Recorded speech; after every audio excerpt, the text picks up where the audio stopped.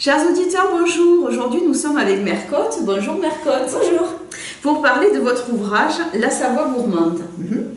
Alors cet ouvrage, c'était né d'une collaboration. Alors, c'est la photographe Marie Etchegoyen de l'émission Le Meilleur Pâtissier, enfin les photographes pour M6, qui dit « Tu parles toujours de tes chefs, donc pourquoi on ne ferait pas un livre ?» Je dis « Oh là là, moi les livres, ça suffit, hein. J'en ai déjà fait, c'est beaucoup de travail. Mais si ça t'intéresse, tu fais le pitch, tu vas voir les éditeurs, et si jamais il y a un éditeur qui dit oui, bon ben on fera le livre. » Et puis ben, elle a fait ça, et Flammarion a tout de suite dit oui, donc et ben voilà, on est parti pour un été et un petit peu d'hiver, d'aventure en voiture dans ma région qu'elle connaissait absolument pas, donc c'était très... Elle mélangeait tout, le lac du Bourget, le lac d'Annecy, le Léman, vous savez pas. Ben, c'est un peu mieux maintenant, mais il y a encore quelques difficultés. Il va falloir un tome 2 alors. Non, parce que non, je pense pas. Enfin, je pourrais faire un tome sur... Mais en fait, j'explique dans la préface que moi, je préfère manger moins souvent chez les étoilés, mais avoir des émotions et pas manger les choses que je sais faire.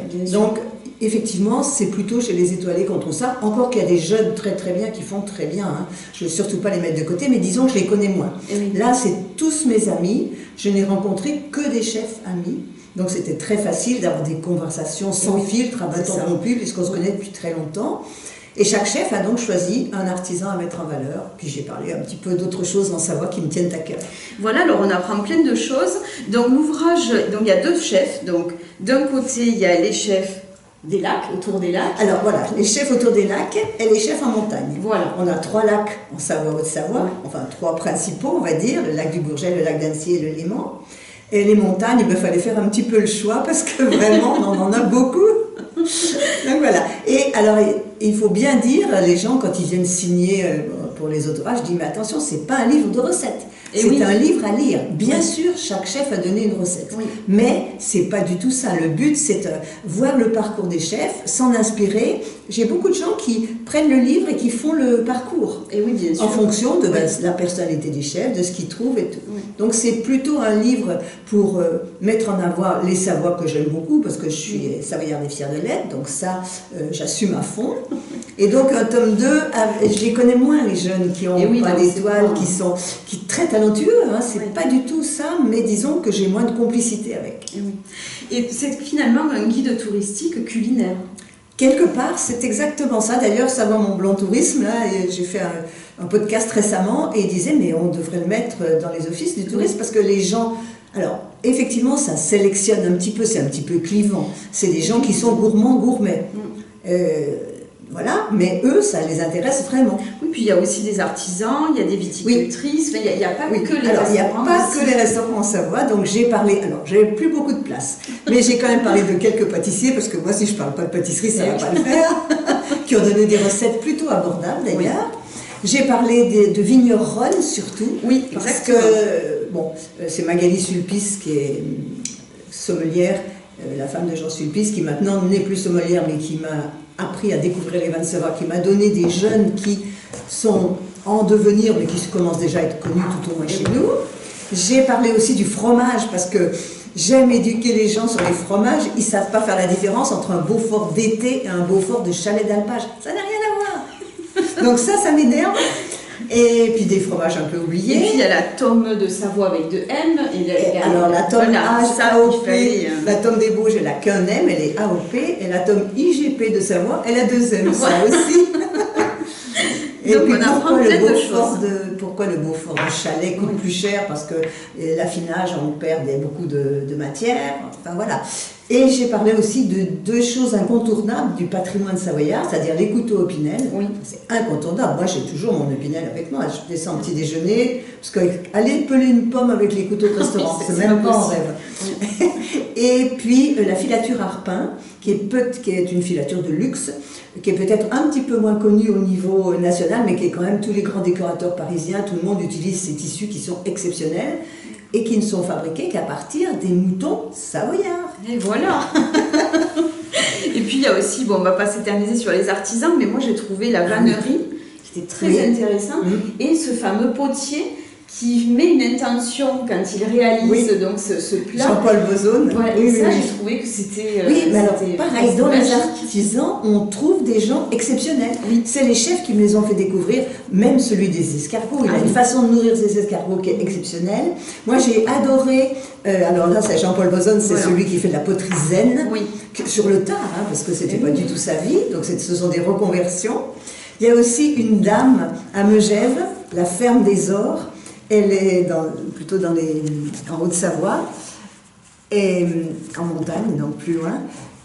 Et alors ça c'est voilà, ça va. C'est génial. Alors ça c'est hop. On a Courchevel, on va y arriver. Et Ah voilà, on arrive à Sophie Pic, donc c'est pas loin de là. Ça c'est Manu. Le concert, c'est juste après. Et alors voilà, ça, elle est absolument géniale, Frédéric. Alors c'est la vraie Meugevane qui est élève des chèvres, ce sont des agriculteurs. Et bien l'après-midi, elle est prof de piano. Elle a donné des leçons de piano à tous les enfants d'Emmanuel Renaud, par exemple, tout ça. Donc c'est génial. Et j'ai appris après, quelques temps après, j'ai rencontré ses frères qui sont aussi dans la... Oui, qui ont des métiers normaux, on va dire, Oui. plutôt tournés vers l'agriculture ou la paysannerie, et qui sont profs de piano. D'accord. Donc c'est piano incroyable. est une ça fait Ah oui, partie oui, de la oui. famille. Oui, oui, oui, c'est incroyable. Donc j'ai vraiment découvert des gens assez exceptionnels. Ils m'ont tous trouvé des gens. Il y en a un qui fabrique du gin, il est écossais, il est passé par plein de choses, il Oui. est toujours en kilt, hiver comme été, enfin bref. C'est très très intéressant. Enfin moi je Vous me suis n'avez pas éclatée. soulevé le kilt. Ben, ça je ne vais pas vous le dire. Peut-être elle l'a soulevé alors. En tout cas, même pour moi, ça a été une vraie découverte et avec la petite photographe Marie, on s'est vraiment éclaté. Oui, on sent que c'est une aventure humaine. Cette ouvrage. Complètement, complètement. Oui, puis alors, sans filtre. Ah oui. Il y en a un, je lui demande présente-toi. Oui. Julien Machet de Courchevel, Nathalia. Bourrin, bourru, mais Oui. en cœur. Ah, ben, j'ai mis, hein. Voilà. Ah non, il y a tout. Puis il y a beaucoup d'humour. Il y a le couple Oui. qui s'en va en vacances avec son levain. Ah oui, oui, oui. trouve plus. Florian Favario, l'affaire Voilà. de mon main. Voilà. Oui, oui, obligé. Voilà, donc ils partent en vacances ou sinon ils le laissent chez des amis de confiance. Oui. Mais, Ah, c'est bien, vous avez bien lu le livre. ah oui, hein, j'ai tout lu. Mais ça se lit, moi je trouve que ça se lit facilement, C'est un voyage. C'est l'histoire, voilà. Ouais, c'est un voyage. D'ailleurs, on ne connaît pas là, c'est la Savoie ni la Haute-Savoie. Je leur ai dit, ben, Voilà, il faut venir en vacances. hein. voilà, en octobre, nous irons. Alors bon, la cuisine et quand même la pâtisserie. Donc, c'est une histoire de femmes. Les viticultrices, il y a beaucoup de femmes. Et de nombreux chefs sont venus à la cuisine et à la pâtisserie grâce aux grands-mères. Tout à fait, c'est très très souvent ça. Oui. Oui, oui, c'est l'éducation du goût. Et vraiment, pratiquement tous parlent de leurs parents, mais plus spécialement de leur Il y en a grand-mère. qu'un qui parle de son papa. Oui. Il dit que c'est son papa, mais après c'est vrai que c'est toujours la grand-mère ou Oui. la maman. Oui. Donc on retrouve finalement cette fonction nourricière dans cette Absolument, transmission. la transmission, le Oui. partage, la transmission, le plaisir aux Voilà. autres. Oui. Ah oui, non, mais c'est C'est sûr. c'est très très important. Alors que vous leur avez demandé à tous donc la définition, quelle est la différence entre pâtisserie et cuisine. Oui. Alors là moi j'ai beaucoup aimé parce que moi je suis très bonne cuisinière mais très mauvaise pâtissière. Et donc Alain Perriand nous dit la pâtisserie c'est de la cuisine sucrée. Oui, oui, c'est ça. Mais Johan Comte, et là je me suis reconnue, nous dit la cuisine c'est de la spontanéité, à 5 grammes près ça marche, la pâtisserie on change 1 gramme et ça ne marche Oui, c'est pas. exactement ça. Voilà, donc c'est vrai que... Et alors vous, Moi, j'ai... votre définition? Alors, moi, j'aime la pâtisserie parce que la pâtisserie, c'est la rigueur. Et oui. C'est la rigueur. Et moi, j'ai pas énormément d'imagination, donc je suis très scolaire. Donc, je suis les recettes. Pas à pas. Je lis bien les recettes, comme je dis toujours, mais c'est vrai, c'est très important. Là on retrouve les preuves techniques Oui, des oui, meilleures oui. pâtissières. Et la cuisine, bien sûr que si on se trompe dans la cuisine, on peut toujours rattraper. Oui. En pâtisserie, alors c'est une question de caractère aussi. Hein. Oui. Moi, oui, je suis pas très inventive, pas très créative, donc oui, en suivant, moi j'ai toujours fait à manger, même du salé, très bien, mais parce que j'avais le livre de Michel Guérard, je l'ai toujours dit, qui était vraiment comme un livre de pâtisserie, parce qu'au départ il est pâtissier, donc 1 on fait ça, 2 on fait ça, 3 on fait ça. Si on a des bons produits, qu'on suit bien la recette, ça marche. Donc ça me va. Mais la pâtisserie, j'ai découvert, après mes stages chez Valrhona, j'en ai fait beaucoup, qu'il y avait une différence entre faire des gâteaux et faire de la pâtisserie. Et oui. Faire des gâteaux, c'est la maman qui fait le 4 quarts, le gâteau yaourt, qui mesure dans des verres-mesures, voilà. C'est pas du tout précis, mais ça marche et c'est bon. Oui. Voilà. Mais après, on sait faire la différence entre les textures. Bien travailler le chocolat, alors qu'avant je faisais du chocolat, c'est pas terrible, les gâteaux au chocolat, oui, je savais pas qu'il fallait faire une émulsion, et j'ai appris tous les gestes, toutes les bases techniques, et là j'ai commencé à faire de la pâtisserie, mais toujours en dilettante, hein, en amateur éclairé. Les gens ils croient que je suis pâtissière, pas du tout, je suis littéraire moi, la preuve. Ah oui, là. Mais pas que, hein, parce qu'il y a quand même beaucoup de sport derrière. Hein. C'est-à-dire que je marche beaucoup, mais ça c'est obligatoire, parce que quand on tourne 2 mois et demi par an, c'est compliqué de garder la ligne, donc il suffit de manger sainement et surtout de marcher. Voilà. Moi, à mon âge, c'est un sport que je peux me permettre. Je suis pas très sportive. Surtout avec les beaux paysages. Hein. Ah bah oui. Là, vraiment... Non, mais même pendant le tournage, je marche tout le temps, c'est une discipline. Bon. Alors moi, j'ai découvert un poisson qui est le lavaret, que je ne connaissais pas. Oui, ou ferra. Selon les lacs, on l'appelle lavaret ou ferra. Bah, nous, on n'a que ça. C'est un poisson qui est très délicat, qui demande à être cuit avec précaution, qui reste bien translucide. Mais c'est un poisson qui est très fin. Non, c'est très bon, vous ne connaissez pas, mais il faut venir en savoir. Mais oui, mais nous viendrons. Obligé, c'est incontournable. Ah ben oui. Il y en a malheureusement de moins en moins parce que les lacs sont trop propres. Et oui, voilà, c'est ce qui est bien expliqué. Et donc, ils grandissent beaucoup moins parce qu'ils ont moins de nourriture. Et ça, c'est un vrai problème. Oui, comme quoi, on a c'est la cette de nature. tout et c'est pas forcément une bonne chose. Pas du tout. Alors donc, vous avez commencé donc les stages chez Valrhona, mais après le blog, vous avez été une des premières blogueuses. Une des premières. Disons qu'il n'y en avait pas beaucoup quand j'ai fait un blog, effectivement. C'était en 2005, donc ça commence à dater. Je dis que j'ai un blog dinosaure. Les blogs, maintenant, c'est plus vraiment à la mode. Je continue à publier, mais sans me forcer. Hein. Oui, et plutôt des recettes simples. Alors après, j'ai fait il y a quelques temps des recettes un peu plus sophistiquées. Maintenant, il y a plein de jeunes que ça passionne, c'est de leur âge. Moi, maintenant, je reviens aux choses simples, qui sont faciles à réaliser, à faire pour les enfants, mes petits-enfants et tout ça, parce qu'il faut bien que je fasse goûter à mes goûteurs. Hein. Et manger tous les gâteaux que je fais. La transmission, c'est la grand-mère. C'est très important. Donc, maintenant, je publie sur mon blog, mais c'est quand même plus en dilettante, on va dire. Puis j'ai une vie aussi complètement de folle. J'ai un emploi du temps qui est déjà chargé, même jusqu'en 2024. Donc, c'est compliqué de tout gérer. Et oui, c'est compliqué. Et alors, donc, ça ne vous change pas trop parce que vous faisiez des rallyes. Ah oui, ça il y a très longtemps qu'on était jeunes, oui, dans les années donc 60. La vie à fond, ça. Ah oui, non, mais ça va. J'ai toujours eu des passions que j'ai fait à fond. C'est-à-dire, quand j'ai arrêté les rallyes, parce qu'après c'était la crise du pétrole, on s'est acheté une maison, mon mari s'est mis au deltaplane, je détestais ça. Donc moi je me suis mis à jouer au bridge, donc pendant 15 ans j'ai fait ça jusqu'à ce que j'atteigne mon seuil d'incompétence. Je me suis éclatée, j'ai fait à fond, première série, arbitre national, tout. Voilà, chaque fois que je fais les choses, je les fais à fond parce que j'aime bien aller au fond des choses. C'est ma nature. Et alors justement, est-ce que vous découvrez encore des recettes? Comment vous les trouvez, ces nouvelles recettes? Alors, mais maintenant, il y a quand même un retour au naturel. Il y a un retour à la simplicité. Alors, bien sûr, moi, je ne suis pas très cake design, ça a été la mode. C'est très bien pour les anniversaires d'enfants, je suis d'accord, mais la pâte à sucre, ça ne se mange pas, c'est pas bon pour la santé. Les gâteaux du cake design, comme on ne les met pas au réfrigérateur, c'est toujours à peu près la même chose. Ce sont des espèces de cakes améliorés, mais avec toujours une crème. Bon, c'est pas... Enfin, c'est pas ma tasse de thé. Moi, j'aime la vraie pâtisserie des bons pâtissiers le goût pour les desserts, et le goût, c'est très important. Alors, oui, c'est très joli le cake design, mais pour moi, c'est pas de la pâtisserie. Et oui, bien sûr. Voilà. Bon, mais ça, j'assume. Ah ben oui, non mais c'est très très bien. Mais tout le monde revient au classique maintenant. D'abord, on des sucres, mais ça c'est normal, parce que le sucre, ça servait non seulement d'exhausteur de goût, mais aussi de conservateur. Avant, on n'avait pas les congélations, tout ce qu'on a maintenant, donc on peut se permettre de désucrer.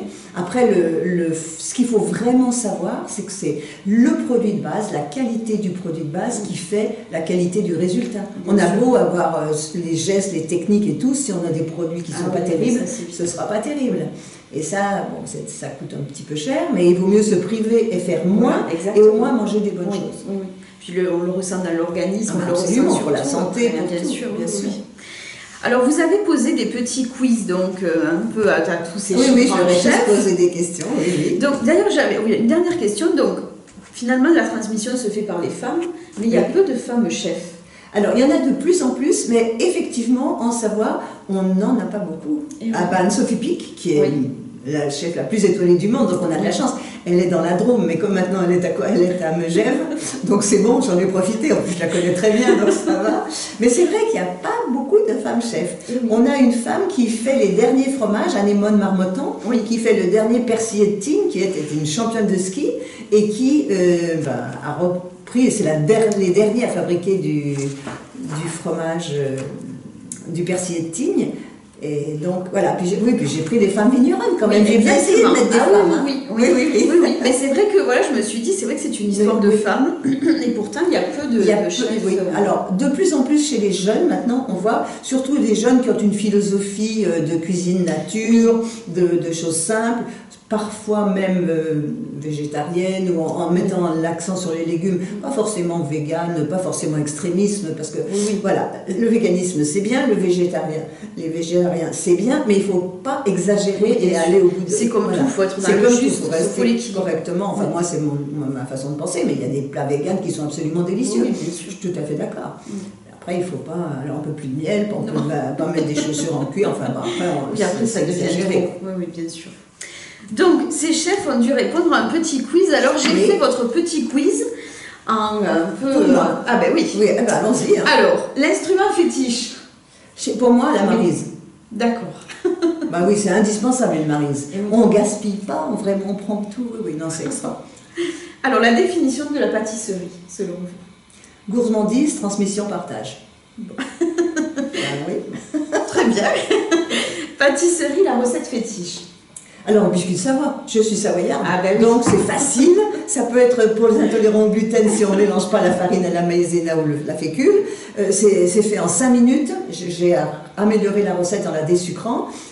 C'est génial, ça plaît à tout le monde. Voilà. Bon. Ah, puis avec le café, c'est délicieux. Bah oui, c'est délicieux avec tout. La première pâtisserie que vous avez réalisée? D'ailleurs, comment donc ça a été suite au stage Valrhona? Ah non, parce que j'ai toujours fait des gâteaux pour mes enfants. Oui, mais on avait dit que c'était gâteaux et pâtisserie. Ah oui, la première pâtisserie, c'est chez Valrhona. Je pense que la chose, et ma réputation a commencé à partir de ça, ce sont les macarons. J'avais essayé d'en faire, une catastrophe, j'avais abandonné. Et la première chose que j'ai appris chez Valrhona, c'était les macarons. Et là, c'est un miracle, ça a marché. Donc, c'était les débuts du blog. Et en fait, j'ai été connue parce qu'il y en a plein qui faisaient des macarons, tout aussi bien que moi. Mais bon, il s'est trouvé que Mercotte, les macarons, ça s'est associé. Après, j'ai fait un livre qui s'appelait Solutions macarons en 2008, où j'ai essayé d'expliquer vraiment, qui est longtemps épuisé depuis, où j'expliquais toutes les étapes, et ça a très très bien marché, ça a été traduit dans quelques langues. Donc c'est vrai qu'aujourd'hui, le macaron, c'est devenu... Ah bah oui, moi j'en peux plus, mais bon, c'est bien. Et le petit plaisir coupable? Ça c'est terrible, c'est de manger des bonbons Haribo, c'est pas bien. Il y en a beaucoup, hein, j'assume. Qui aiment les bonbons Haribo. Oui. Hein. Pourquoi les bonbons Haribo? Mais pendant le tournage, vous savez, dans les salles où on se retrouve tous, il y a toujours des petits bonbons, des petits biscuits. Il y a des Haribo, mais c'est normal. Moi j'essaye de me priver, mais c'est des petits paquets, heureusement. Hein. Mais j'en pique un peu quand même. Tout dépend le nombre de paquets que l'on prend. Oui. Non, mais c'est pas sérieux quand même. Mais ça fait rien, j'assume. Oh, il faut se faire plaisir. En tout cas, voilà, donc un très très bel ouvrage. La Savoie gourmande de Mercotte, à la rencontre des chefs et des artisans, à découvrir et à faire découvrir. Oui. Parce que c'est vraiment... Et puis moi, je le disais aux enfants, c'est peut-être un carnet de voyage aussi, cet ouvrage. Oui, ça donne envie d'aller... Parce que vous savez, les Savoies, c'est absolument magnifique. Il y a plein de régions de France qui sont magnifiques, je suis bien d'accord. Mais nos Savoies, c'est surtout la montagne l'été. D'ailleurs, j'ai fait qu'une fois la montagne l'hiver, parce qu'il faut quand même bien rentrer un petit peu de neige, avec Courchevel et les environs. Mais autrement, j'ai tout fait en été, parce que c'est tellement beau la montagne l'été. Ah oui, la montagne l'été, et puis il y a les petites fleurs. Puis alors, c'est un tourisme... Il n'y a pas trop de monde, on n'est pas tous les uns sur les autres comme sur les plages, c'est sain. On peut faire des randonnées, on mange bien, enfin tout y est. Donc vous avez compris, cet été, c'est la Savoie. Et puis donc à la fin, ce qui est très pratique, c'est le carnet d'adresse. Ah oui. Voilà. Et ça c'est très très bien, donc c'est classé dans l'ordre de l'ouvrage. Absolument. Et c'est vrai que c'est bien parce qu'on se dit, tiens, moi j'ai bien goûté le fromage, hop, voilà. On a de suite l'adresse. Donc, Donc voilà, donc à lire, à feuilleter, à relire et puis à laisser dans la voiture comme vous allez Et à en lire savoir. petit à petit, il faut pas. Oui. Voilà. Et quand on va dans un endroit, on dit tiens, là il y a tel chef, donc je vais me remettre en mémoire son parcours, sa vie, ses anecdotes, parce qu'il y en a tous. Moi j'adore Maxime Meilleur de la Bouite, il dit moi je suis du signe de la Vierge, ascendant chamois, pour aller cueillir le genépi quand même. C'est ça. Ah mais ils ont tous énormément d'humour. Hein. Ah bah oui, mais oui, c'est mes amis. Et puis il y a il y a de l'amour aussi, parce qu'il y a beaucoup de chefs. Là, oui. Voilà. Oui, c'est la famille, là, ils sont à la fois, les cousins, tout ça, ils sont à Tignes et au Panoramique à la Grande Motte, et au Bourget du Lac, l'Auberge Lamartine, c'est une institution, en savoir. C'est très, ça reste, enfin, il y a les jeunes générations qui arrivent, mais ça reste quand même assez classique et traditionnel. Mais tout le monde les aime, tout le monde les connaît, ils sont tous mariés entre eux, c'est génial. Et puis voilà, il y a de l'histoire parce qu'il y en a beaucoup qui sont avec leurs femmes. Oui, il y a beaucoup absolument. de couples. Oui. Les couples, c'est très important. Bah, presque tous. Presque tous. Presque tous. Oui. Donc on sent vraiment cette unité qui... Ah oui, ceux qui ne sont pas avec leur femme dans l'affaire, ça se compte sur les doigts d'une main. Oui. Comme quoi, la cuisine, c'est une histoire d'amour. Absolument. Partage, amour, transmission. C'est ça. Ouais, c'est Pierre Hermé qui le dit très bien, la transmission, là il insiste vraiment là-dessus, enfin, il n'est pas dans le livre, mais c'est un ami, et vraiment la transmission, c'est tellement important. Pour tout, pour la littérature, pour la cuisine, pour tout. Ouais. On est bien d'accord. Merci infiniment, Mercotte. Merci à vous. Et à très bientôt. Et donc, n'oubliez pas, la Savoie gourmande de Mercotte, à lire, à feuilleter, à transporter. Et puis, si vous allez manger chez les chefs, on peut faire dédicacer. Absolument. Parce qu'il y a plein de places. Donc, et puis, vous avez les recettes. Chaque chef a donné une recette. Absolument. Voilà, donc et ça aussi. Dans l'ensemble, alors je leur ai demandé de donner des recettes accessibles. Et oui. Nous deux qui sont peut-être pas accessibles. Il y en a qui font plusieurs pages, quand même. Oui, il y a aussi, parce qu'à Divonne, il y a le champion du monde de pâté croûte. Voilà. Donc là, la recette, elle est sophistiquée, c'est vraiment réservé. Plusieurs jours. 4 jours au minimum, mais c'est super bon. Et après, on n'est pas obligé de la faire, son plus gros client, c'est quand même le prince de Monaco. Oui, c'est ce qu'il dit. Voilà. Et puis, on le trouve dans plusieurs épiceries à Paris et tout ça. Donc c'est vraiment une super pâté croûte si on aime le pâté croûte. Donc un trésor, et puis avec les dédicaces, une aventure humaine. Voilà. Il y a plein de gens qui prennent le livre et qui font la tournée des temps et qui font effectivement dédicacer par les chefs. Oui, parce que c'est une aventure. On sent qu'il y a ce côté aventure humaine avec Marie, vous avez. Et ça transparaît, donc c'est très intéressant. Oui, finalement, elle a eu une très bonne idée. Ah oui, excellente. On attend la prochaine d'ailleurs, Marie. Merci beaucoup, Mercotte. À très bientôt. Et vous savez ce qu'il vous reste à faire. Merci, au revoir.